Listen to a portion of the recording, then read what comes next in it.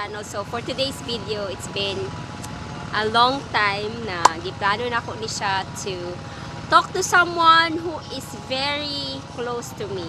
So he's a graduate of Bachelor of Science in Criminology at Jose Rizal State University, Dipolog City, 2009, and was able to pass the licensure examination for criminologists at the same year, 2009.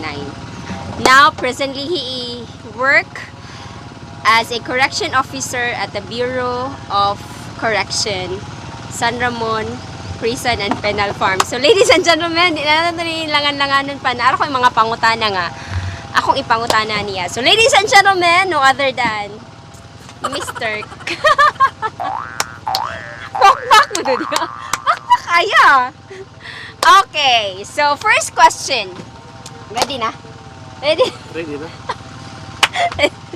Seryoso kayo.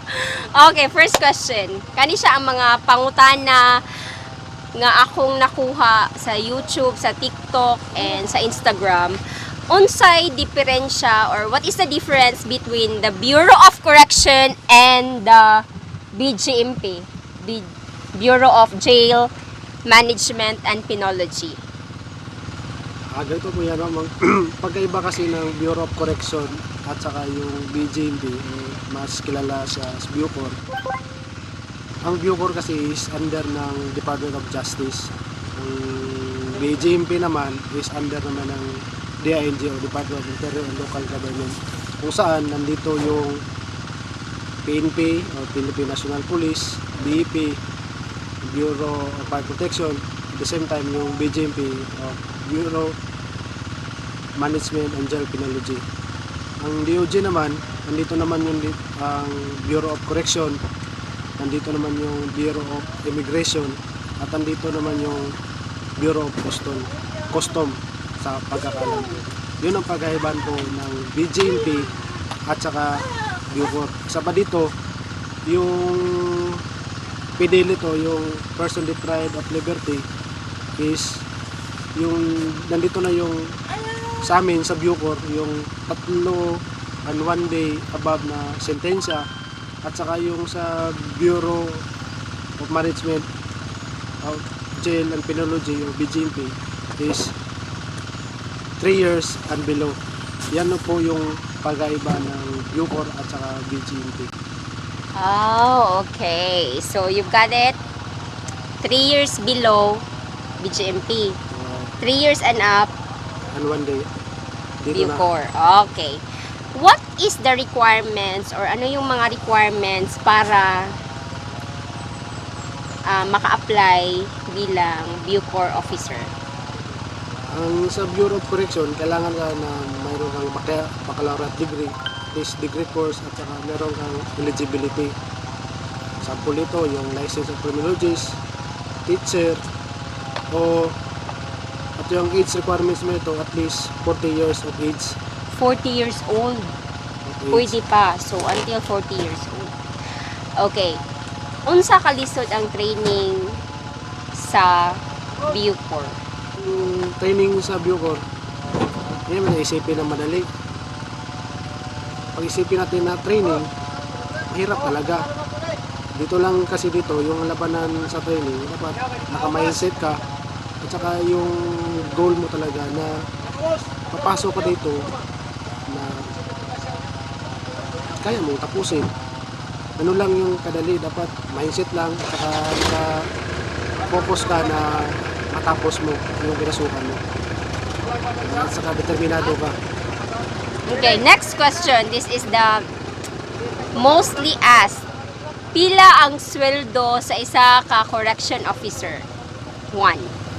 Ang sahod ng isang correction officer 1, yung basic pay namin dito is 29,668. Kasi may kasama pa ang mga allowances, umabot sa ng 37,000 plus. Yun po ang starting na sahod ng isang correction officer 1. Okay. So, for the information of everybody, my husband is a former police officer 1, the Bukidnon, na-assign siya sa Bukidnon. And so, I want to ask unsay mas pinaka-lisod nga training sa PNP or sa Bucor? Kung pag-uusapan natin sa haba ng training, yung haba ng training talaga ng PNP at saka sa Bucor, mas baba ang sa PNP.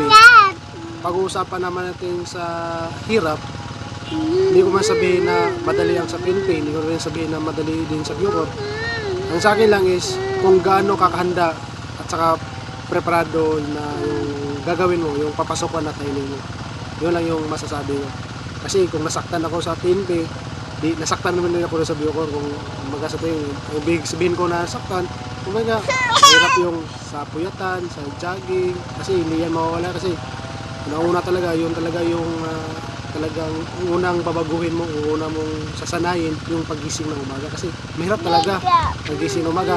Ang ibig ko sabihin ng sasaktan, kung gusto mo matulog, hindi ka pa rin makatulog. Bakit? Kasi may mga activity pa kayo. Yun ang ibig kong sabihin. Na talagang nasasaktan ka ba? Anong ibig kong sasaktan? Kasi hindi na control kasi yung oras mo. Kasi ang hawak ng oras mo ay gobyerno na hindi na ikaw yung hawak ng oras mo. Okay. Yun ang sabi ko. What is the most important lesson you have learned sa training sa Bucor? Ang importante talaga yung natutunan ko sa Bucor is yung lesson learned ko talaga is iba talaga yung mindset mo, yung pag-isip mo pag pamilyado ka na pag umasok sa training. Kasi ang iniisip mo kasi yung pamilya mo, gusto na sila, ano ba yung nakakain na doon, iniisip mo. Kaya, kasi yung pumasok ako sa PNP, single pa ko that time. Kaya ang iniisip ko, sarili ko lang, kumbaga, kasi wala na ba, yung iniisip ko, yung sarili ko lang. Samantalang ito, pag pamilya ka na, dapat iniisip mo din kung ano yung mangyayari sa iyo kasi may pamilya ka na. Ibig sabihin, iba yung determinasyon mo pag may pamilya ka na. Okay, what will you advise sa mga aspiring nga musulod sa Bucor agency? Ano sa imong mga hatag nila nga advice? Ang ma-advise ko po na gustong pumasok dito sa Bureau of Correction, ganito lang yung kasimpleng ma-advise ko. Dapat i-prepare yung sarili mo.